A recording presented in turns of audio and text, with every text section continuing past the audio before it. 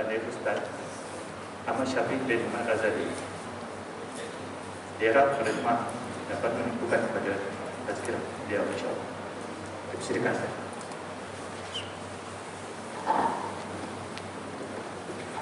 Assalamualaikum warahmatullahi wabarakatuh. Allahumma salli ala sayyidina. Syukur pada Allah di atas limpah kurnia, rahmat, taufik, inayah, dan kita sama-sama mengharapkan pada hari yang berbahagia ini, yang hari Jumaat yang mulia ini, insya-Allah kita semua dirahmati oleh Allah dan kita dimasukkan dalam golongan yang diberikan syafaat oleh junjungan besar Nabi Muhammad sallallahu alaihi wasallam. Baik, di antara kita lebih kurang dalam setengah jam begitu ataupun lebih sikit, suka untuk saya berkongsi dengan tuan-tuan semua berkaitan dengan bagaimana cara Rasulullah sallallahu alaihi wasallam berinteraksi ketika membaca ayat-ayat Al-Quran. Dan sebagaimana kita sedia maklum bahawa Quran ini dia ada ayat berkaitan dengan rahmat, ada ayat yang berkaitan dengan azab, ada ayat yang berkaitan dengan tasbih, ada ayat yang berkaitan dengan permohonan. Dan bila mana kita baca Quran, maka sebenarnya kita sedang berinteraksi dengan yang Maha Pencipta kita. Sejak daripada ayat awal, kalau dalam 114 surah itu mula dengan Bismillah dan berakhir dengan surah An-Nas. Dia berantaian, Bismillahirrahmanirrahim sampai An-Nas, dia saling berkait antara satu sama lain. Dan bila mana kita jadi seorang Muslim, maka wajib bermula tanggungjawab kepada diri kita ini untuk jaga Quran itu sendiri. Kita kena baca Quran. Cara nak jaga ialah kita kena baca. Sebab Quran ini, pengalaman saya ni tak banyak tuan berbanding dengan tuan-tuan depan saya yang mulia ini. Tetapi yakin dan percayalah bila mana kita mahir baca Quran, kalau kita tinggal 20, 25 tahun, 30 tahun, lidah kita akan jadi keras. Sebab Quran ini sifat dia kena baca. Sebab terbinanya wazan Quran itu adalah atas wazan qiraah, makna kena baca. Benda yang mesti dibaca. Tak boleh kita ada Quran 5-6 jenis Quran kat rumah tapi kita letak sahaja atas rak dan tunggu hari bulan Ramadan yang seterusnya wala kita ambil untuk baca balik.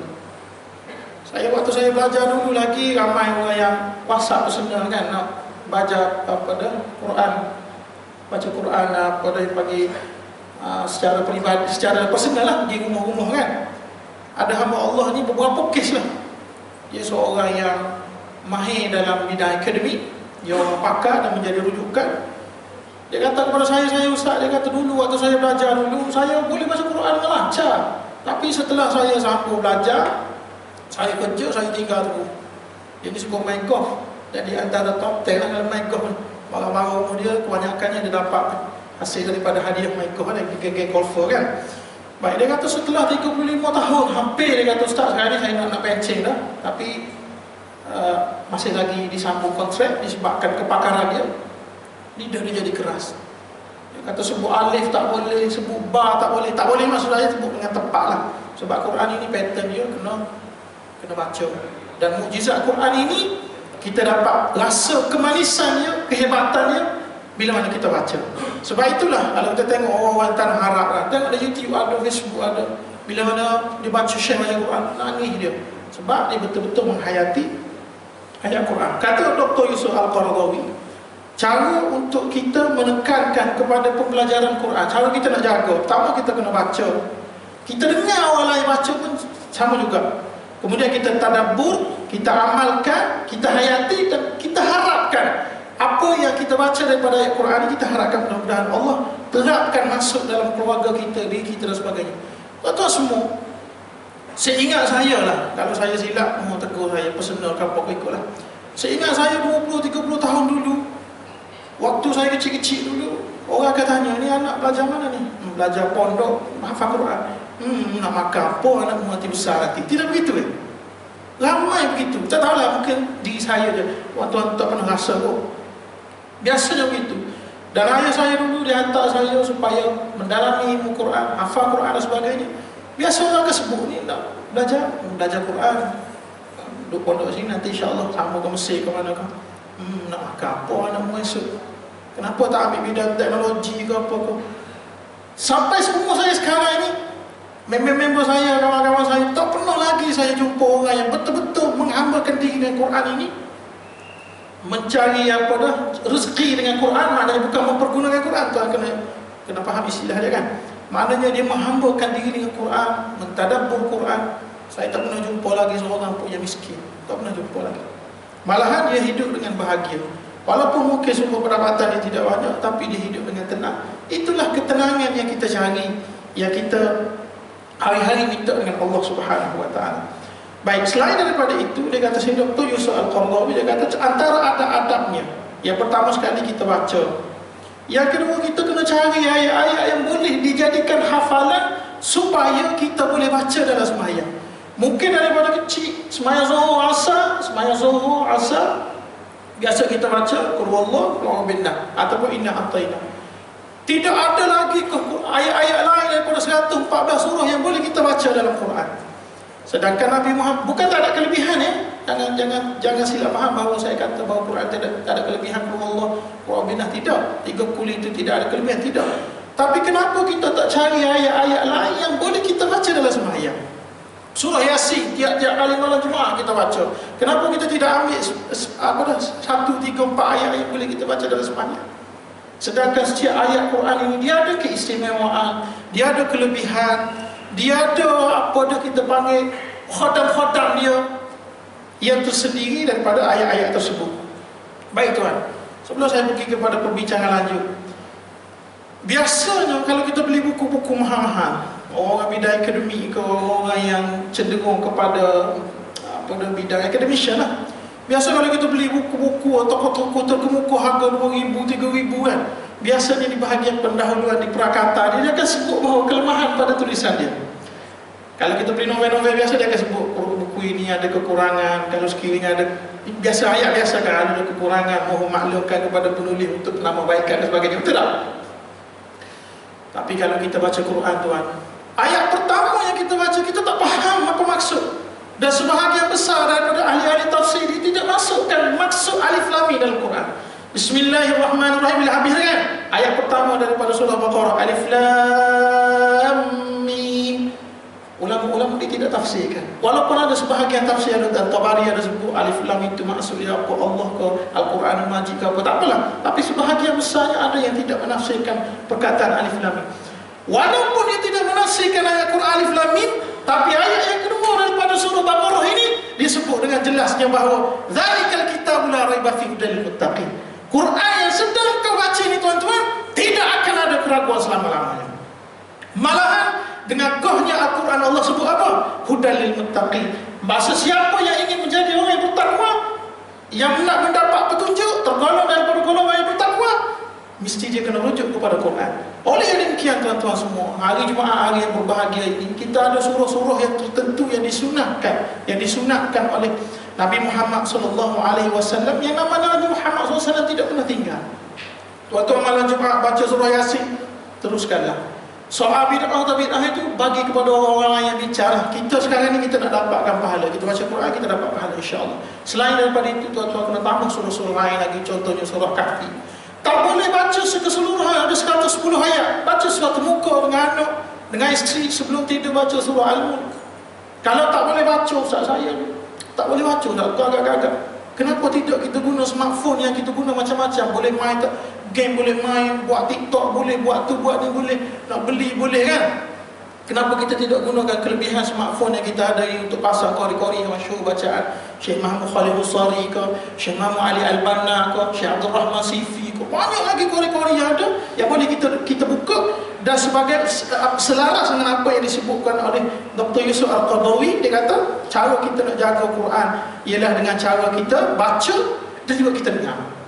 Sebelum tidur kita buka. Tapi kebanyakan orang tidur dengan tengok WhatsApp.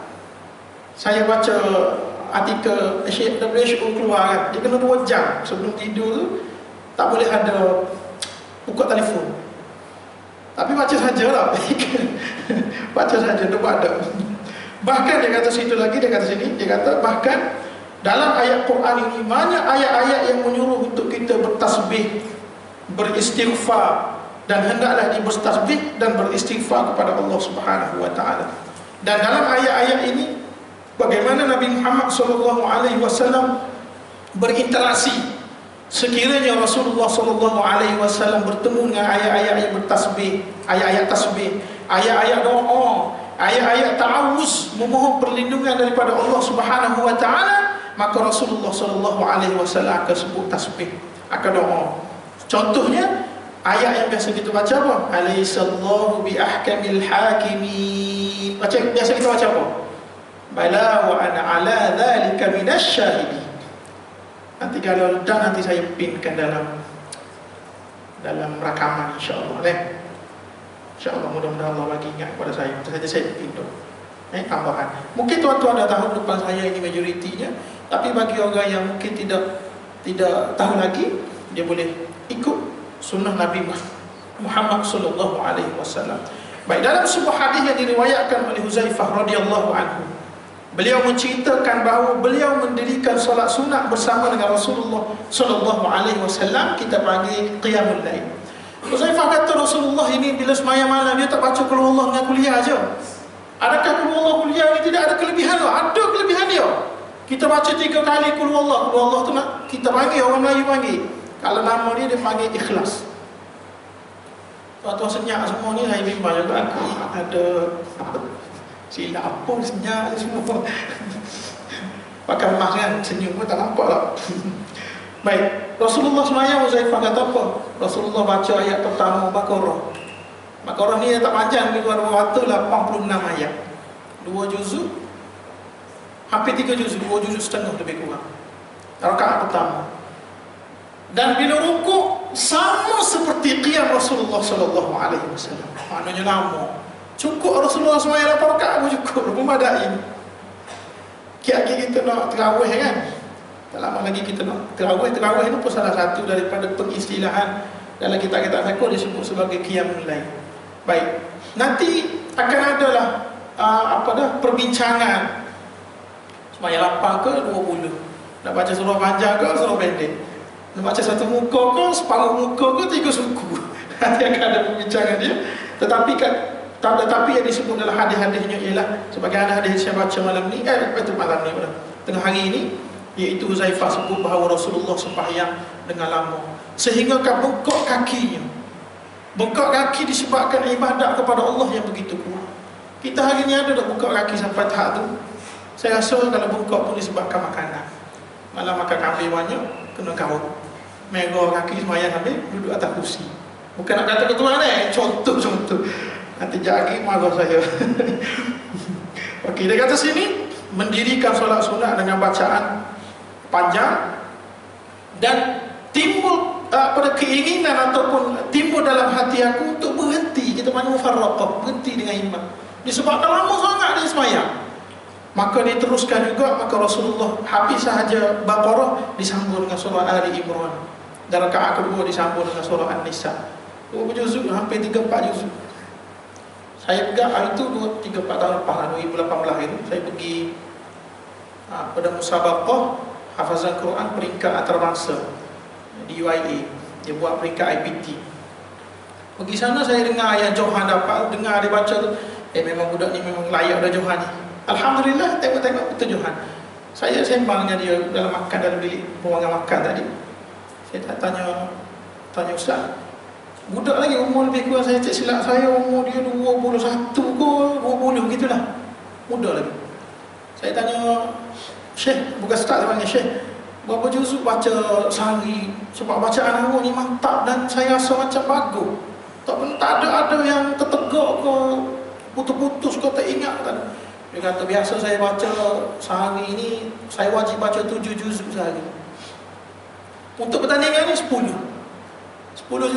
juzuk sehari dan 3 hari khatam, 3 hari khatam sekali. Itu maksud pertandingan. Biasa kalau malas sangat, dia kata malas sangat dalam 7, 6, 5 gitu. 7, 6, 5, udah malu aku. 7, 6, 5 juzuk dia baca. Sebab itulah kalau kita dengar cerita-cerita orang zaman dahulu, walaupun tidak ada sumber daripada hadis yang jelas, Bila mana orang yang hafal Quran ni betul-betul dia berhambakan diri dengan Quran, mati dia, jenazah dia pun lembik lagi. Kita tengok Allah lembut lagi. 3-4 jam meninggal pun tak keras lagi. Sebab apa? Bila masuk dalam lubang kubur pun, kalau dibongkarkan balik kan, sebab akan nak buat highway ke apa, nak pindah, kita tengok macam baru meninggal. Sebab apa? Ulat mana yang nak makan? Sebab kulit-kulit dia selalu dengar ayat-ayat Quran. Darah-darah daging dia semua hari-hari dia dengar Quran, hari-hari dengar Quran. Dan saya tengok kepada wajah hamba Allah tadi yang Johan tadi, Allah cernihnya muka dia, ya Allah. Dan saya yakin dan percaya tuan-tuan semua, bila mana ada dalam kalangan ahli keluarga kita yang sifat sebagaimana yang saya sebutkan tadi, saya rasa kita rasa macam sejuk hati. Kita tengok dia pun sejuk, kita pun rasa sejuk. Dan itulah yang berlaku kepada mereka yang berada di sekeliling Rasulullah SAW.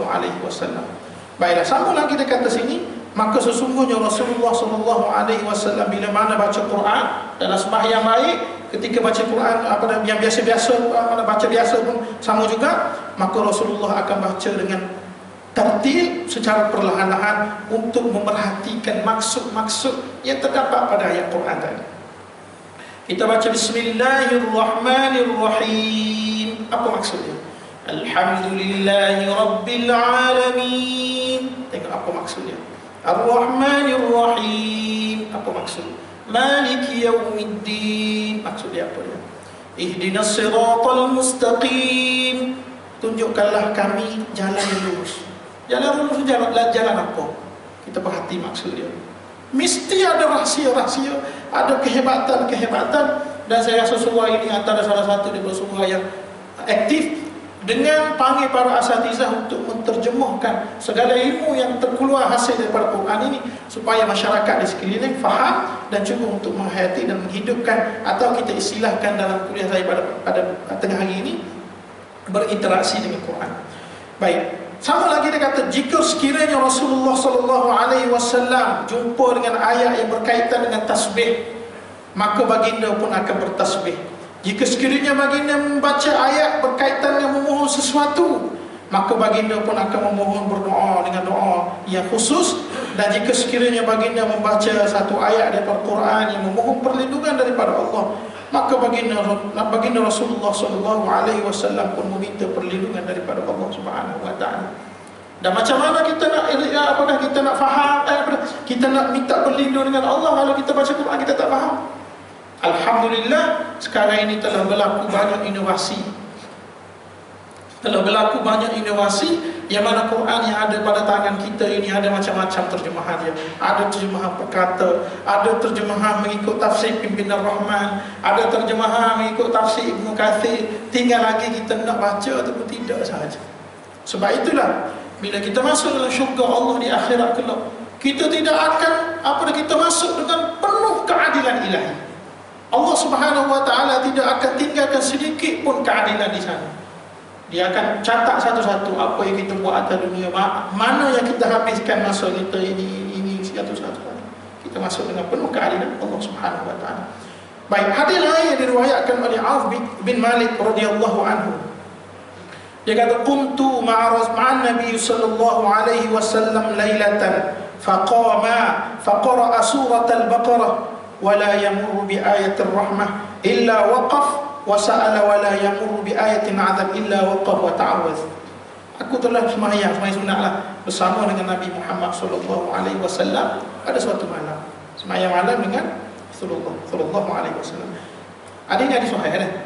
Maknanya boleh kita sembahyang secara berjemaah dengan dengan imam. Rasulullah sallallahu alaihi wasallam telah mendirikan solat dengan membaca surah Baqarah. Dia baca surah Baqarah. Kita nak naik rumah, awal-awal kita naik rumah, biasa kita baca surah apa? Biasa kita baca Yasin kan?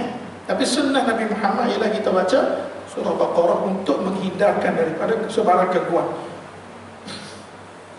Dan baginda Rasulullah sallallahu alaihi wasallam tidak membaca satu ayat yang berkaitan dengan rahmat Allah Subhanahu Wa Taala kecuali baginda berhenti sekejap dan baginda berdoa. Berdoa itu bukan berdoa kat tangan Allah, bukan, dia berdoa dalam hati lah maknanya.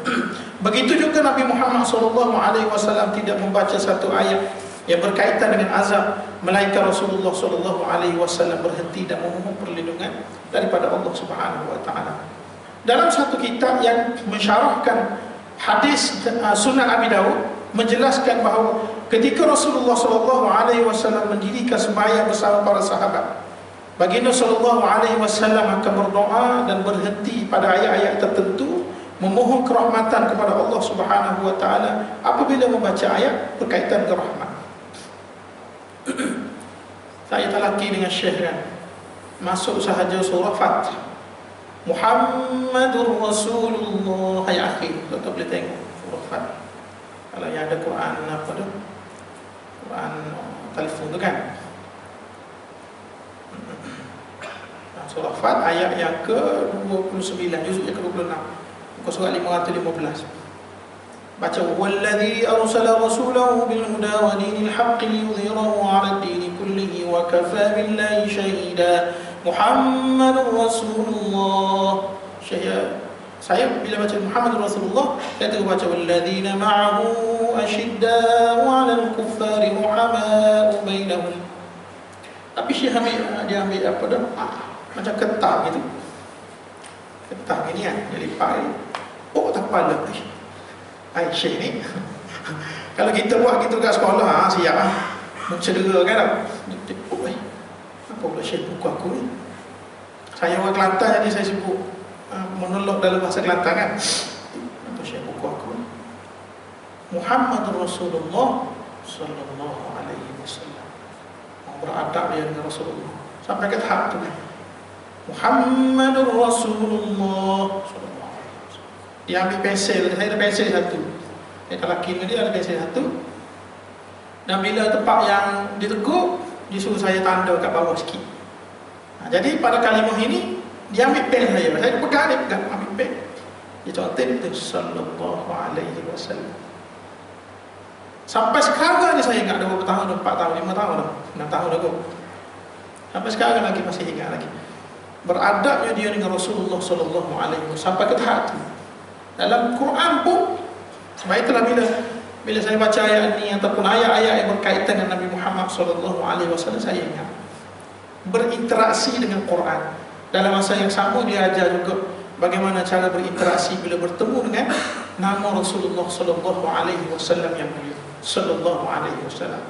Apatah lagi kalau sekiranya kita dalam majlis ilmu dan para ustaz, para asatizah disebut baginda sallallahu alaihi wasallam, maka kita kena lafaz sallallahu alaihi wasallam. Ada cerita-cerita tapi saya takut ada 5 minit lagi masa ni. Cerita-cerita berkaitan dengan sebut tadi, tapi biar dululah saya baca yang ni dululah. Habiskan fokus yang ni. Baik, selain itu Imam Nawawi juga menyebut jika seseorang itu membaca ayat berkaitan dengan azab, maka hendaklah dia berdoa kepada Allah Subhanahu wa taala dengan doa Allahumma inni as'aluka al-afiyah. Ya Allah, aku mohon kepadamu ya Allah dengan afiat, kesihatan ataupun dijauhkan daripada azab tadi, keburukan tadi. Jika seseorang itu membaca dengan ayat yang mensucikan, mengagungkan Allah Subhanahu wa taala, maka berdoalah dengan kalimah Subhanahu wa taala ataupun tabarakallah rabbul alamin. Tabarakallah rabbul alamin. Dan kita boleh tengok apa yang saya sebut di dalam kitab At-Tibyan fil Adab Hamalatil Quran. Tibyan fil Adab Hamalatil Quran. Selain daripada itu, dalam beberapa ayat yang khusus, Rasulullah sallallahu alaihi wasallam ada menyebutkan lafaz khusus apabila membaca ayat tersebut, dan menggalakkan untuk umatnya juga menyebut sebagaimana yang terdapat dalam surah At-Tin, wat-tin waz-zaitun wa turi sinin wa hadzal baladil amin laqad khalaqnal insana fi ahsani taqwim thumma radadnahu asfala safilin إلا الذين آمنوا وعملوا الصالحات فلهم أجر غير ممنون فما يكذبك بعد بالدين أليس الله بأحكم الحاكمين. Kita disunahkan baca bala wa ana ala dhalika minasyahidin ataupun bala wa ana ala dhalika minasyahidin, boleh juga. Ataupun paling kurang kita baca bala, cukuplah. Tapi baca sikit kan, bacalah penuh bala wa ana ala dzalika minasyahidin. Ataupun kita baca surah Al-Qiyamah Alaysa dzalika biqadirin ala an yuhyiyal mauta bala wa ana ala dzalika minasyahidin. Kalau kita jadi imam, jangan kita baca buat. Dibimbangi jemaah di belakang ini yang mungkin tidak ada info berkaitan dengan ini, dia terkeliru, oh surah At-Tin ada lagi ayat, sudah. Kan? Kena sebutlah, kena sebut. Baik. Alaysa dzalika biqadirin ala an yuhyiyal mauta falyaqul bala wa ana ala dzalika minasyahidin. Ataupun kita baca surah wal mursalat. Mursalat fabalagha bi ayyi haditsin ba'dahu yu'minun fayaqul amanna billah fabi ayyi haditsin ba'dahu yu'minun falyaqul amanna billah. Bila mana kita sampai ke hujung ayat surah Mursalat itu, maka kita bacalah amanna billah. Baik, maksudnya dia kata hukum mengucapkan doa dan isti'azah ataupun tasbih di dalam ataupun di luar solat adalah sunat mengikut pandangan jumhur ulama, sebagaimana yang disebut oleh Imam Nawawi dalam kitabnya At-Tibyan yang saya baca tadi kan, fi adab hamalatil Quran. Oleh sebab itu disunatkan bila kita baca ayat-ayat tadi yang saya sebut ni 3-4 ayat. Mungkin ada banyak lagi ayat-ayat lain yang mungkin saya tidak sempat sebut pada hari ini. InsyaAllah ada masa, ada rezeki, ataupun mana-mana para asatizah yang berkuliah di sini, mereka akan kongsikan benda yang sama apa yang telah saya kongsikan di sini. Mudah-mudahan tuan-tuan, 1 minit lagi, mudah-mudahan sedikit perkongsian saya berkaitan dengan bagaimana cara berinteraksi dengan Quran ini menjadi semangat dan juga motivasi kepada kita untuk baca lebih banyak lagi ayat Quran. Dan sebahagian besar daripada Quran ini dia ada cerita-cerita. Cerita dengan Uzair. Uzair disebut dalam Quran, tapi disebut dalam tafsir namanya Uzair, yang dia balik ke rumah, dia naik keldai, bawa makanan, bawa keldai seekor. Dia tanya apa dah? Dia tanya bermonolog, kita panggil. Qala anna yuhyi hadhihi illah ba'da mautiha. Dia tanya, boleh ke tidak Allah nak hidupkan balik kampung ini ataupun kita ini setelah dimatikan? Setelah mati kan kampung dia kan dia tinggalkan 40 tahun dulu, hancur lebur disebabkan peperangan. Boleh ke tidak Allah nak hidupkan balik tempat ini? Fa'amatahu Allah mi'ata am. Allah matikan dia selama 100 tahun. Allah mati selama 100 tahun. Faba'athah, dan Allah bangkitkan balik. Ini cerita-cerita baik. Yang mana cerita-cerita ini tuan-tuan, benda ini telah semakin lama semakin hilang amalan tersebut dalam masyarakat kita. Tuan-tuan masih ingat ke masa tuan-tuan kecil lagi, nenek kita, atuk kita, dia cerita sebelum tidur kepada anak-anak dia. Tapi sekarang ini benda-benda ini telah hilang. Cerita-cerita bagus yang telah diwarisi oleh ayah nenek kita dulu semakin lama semakin dipinggirkan oleh masyarakat kini kerana adanya pengaruh-pengaruh teknologi yang kadang-kadang baik, tetapi ada juga yang bila mana tidak dikontrolkan dengan cara yang sebaik mungkin, dia membawa kepada keburukan. Tapi cerita-cerita yang terdapat dalam Quran, cerita Zulqarnain, cerita Uzair tadi dengan keldainya, boleh didapati dalam Quran, dalam kitab-kitab tafsir. Dan saya rasa di sini pun ada kuliah-kuliah tafsir yang mana bila tuan-tuan faham, balik rumah cuba sampaikan kepada anak-anak. Saya rasa inilah metod yang ditinggalkan dalam bidang pendidikan ini, yang mana kita kena hidupkan kembali. Walaupun dia nampak macam lapuk, tapi insya-Allah dia ada berkatnya di sana. InsyaAllah tuan-tuan semua, saya berhenti setakat ini. Yang baik dari Allah Subhanahu wa ta'ala, yang lemah itu daripada diri saya. Subhanakallahumma hamdika asyhadu an la ilaha illa anta nastaghfiruka wa natubu ilaik. Wassallallahu ala nabiyil karim Muhammad wa ala alihi wa sahbihi wa baraka wa sallam. Alhamdulillahi rabbil alamin. Assalamualaikum warahmatullahi wabarakatuh.